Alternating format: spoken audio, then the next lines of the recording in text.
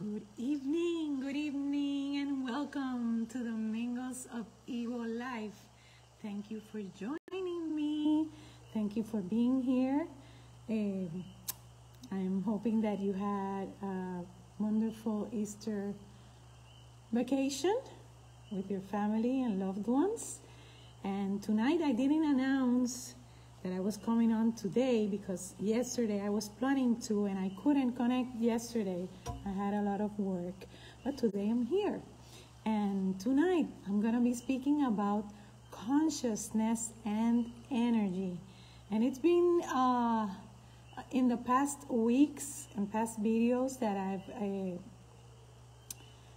I've posted that I started speaking about all this consciousness and energy, and tonight we're going to be talking a little bit more in depth. Why do I think it is so important for us to understand energy, okay? And last week, I believe I spoke about atoms are to the universe, what cells are to the body. And tonight I'm going to be addressing that also, and why the importance of energy. It is so important for us to know about energy, okay? So first thing, we need to be aware, okay, of is that same as your DNA, my DNA, everybody has a unique configuration or energetic formula in their own energy and consciousness. And this is what I call energetic vibrational frequency, or EVF, okay? DNA and EVF. That configuration of energy and consciousness leads to the activation of specific energy centers in the body called chakras, which I've spoken about before, okay?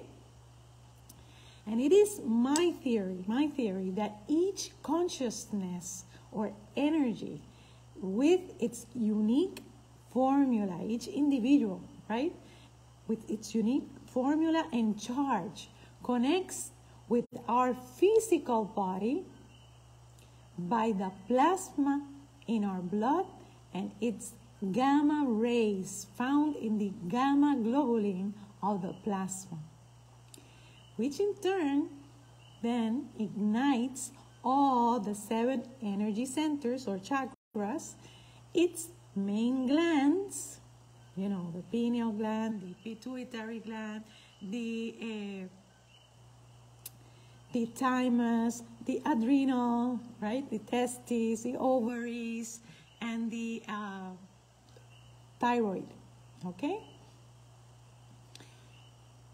Those 7 glands, and then their secretions, and then finally each body organ and part.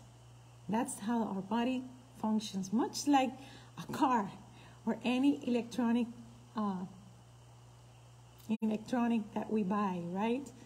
It is because of energy, the raw material that we are all made of, that we are connected to every point in space and every point in time, whether past, whether present, or whether future, okay? At all times. I want you to know. And you may ask, how can you say this, Vanessa? What are you talking about? That I'm connected to all these time periods at the same time? Yes, this is correct, okay? This is by no means anything related to divination, esotericism, or anything like that.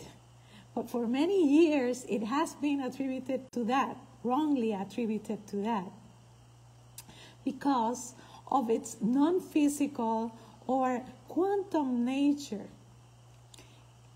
But truth is that it is pure quantum physics, the fundamental science of the universe.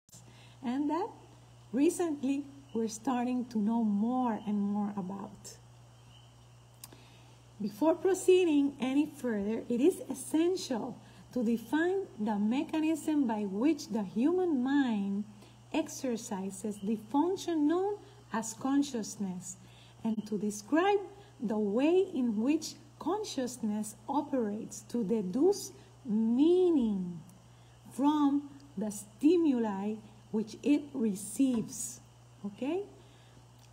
We'll first consider the fundamental character of the material world in which we have our physical existence and experiences to accurately perceive the raw stuff which our consciousness must work. Okay? And then we have to say, and I have to tell you that these two terms, matter and energy, tend to be misleading if taken to indicate two distinctly different states of existence in the physical world that we know it.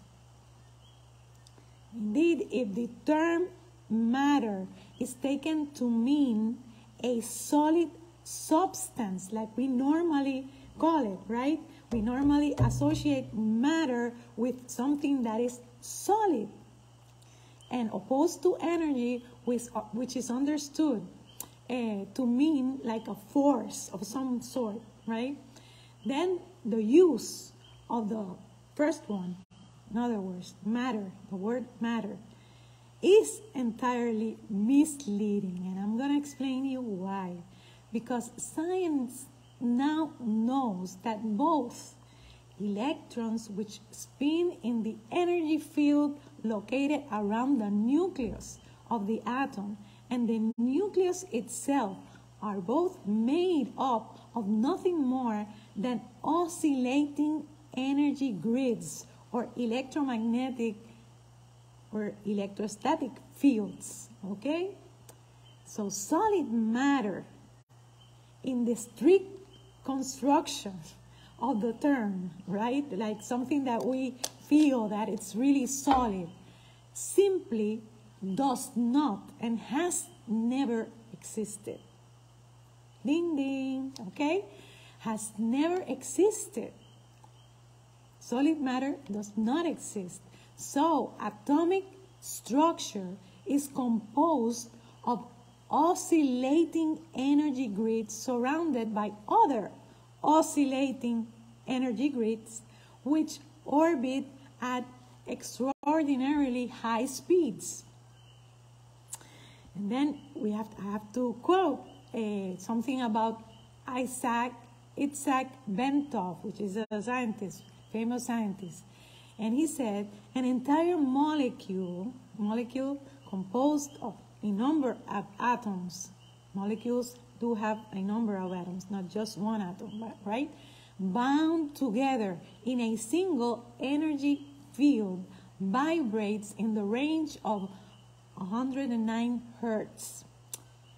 And a live human cell vibrates at approximately 103 hertz.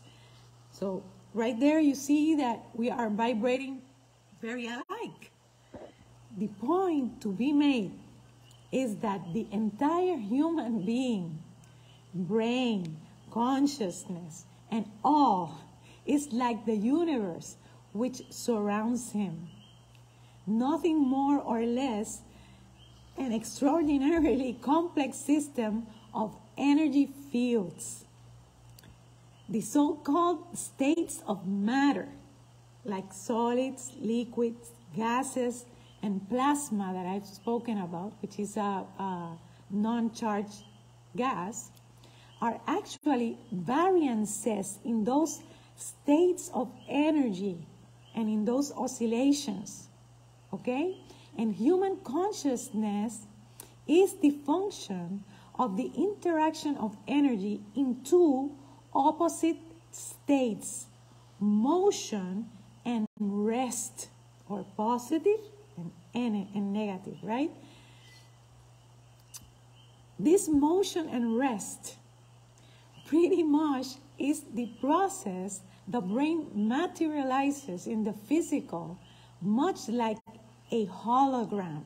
So the process by which our brains function is that all that information and vibration, it converts it into a hologram, okay? And then the universe is composed of interacting energy fields, some at rest and some in motion. It is one and of itself one gigantic hologram of unbelievable complexity.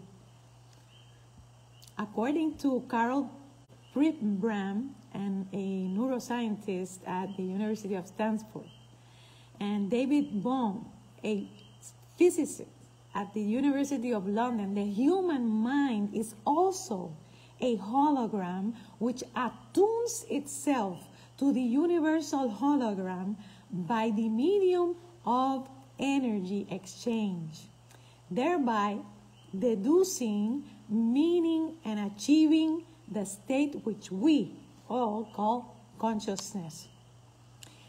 It is already known by scientists that the signal from the movement of our bodies will travel around the world in about 1/7 of a second through the electrostatic field in which we are embedded. So imagine if we thought that we do not impact with our energy the rest of the world and that we aren't one, well, here's the proof, okay? Such a long wavelength knows no obstacles, and its strength does not attenuate much over large distances. Naturally, it will go through just about anything. So if we thought that our energy is not affecting, it can go through metal, concrete, water, and the fields making up our own body's energy, because we do have an energetic field surrounding us and extending from our bodies. So we trespass that when we are sending vibrations out, which is all the time. And it is this field that making up our bodies, right? It is the ideal medium for conveying a telepathic signal.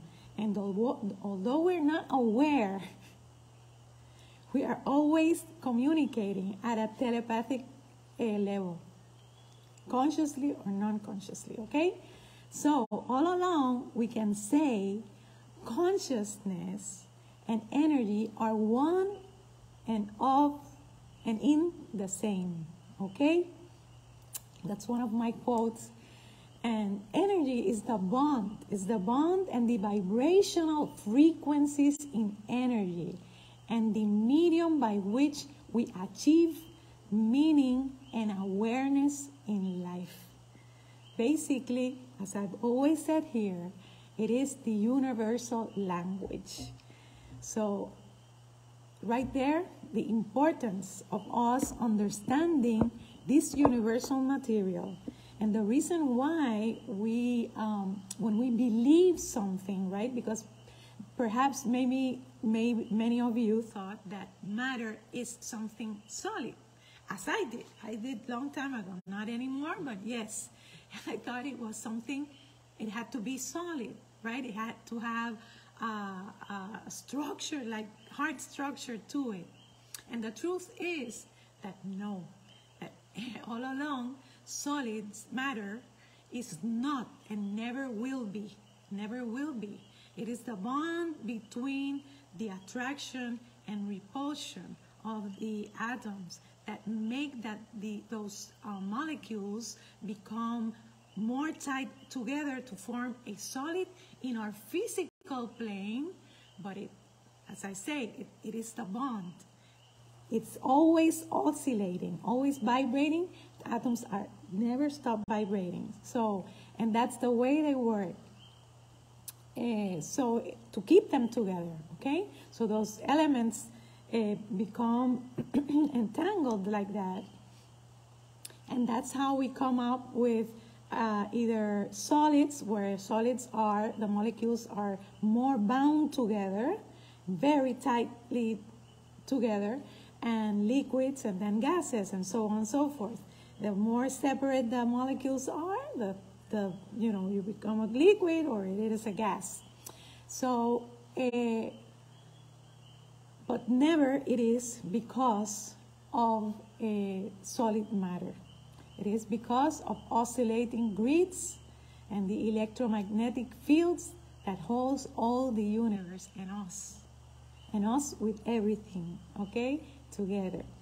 So with this information, I leave you today hoping that this has helped you in any way and encouraging you, right, to study about the divine material we are all made out of, and that we need to know about it because everything in the universe happens at an energetic level. We are made of that, and if we want to have good lives, balanced lives, right, balance and total well-being and wellness, we need to know about the material that we and everything is made out of, and its language, because it does have an important language that we have not spoken, and that we have obviously been not understood, right, to achieve whatever we want in life, because we are not speaking it. We're not speaking that language.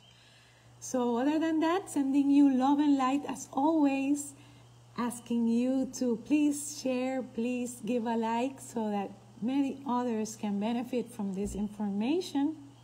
And if you need to reach me for a private consultation, you can reach me at evolife360@gmail.com, or you can write me to my page here through Messenger.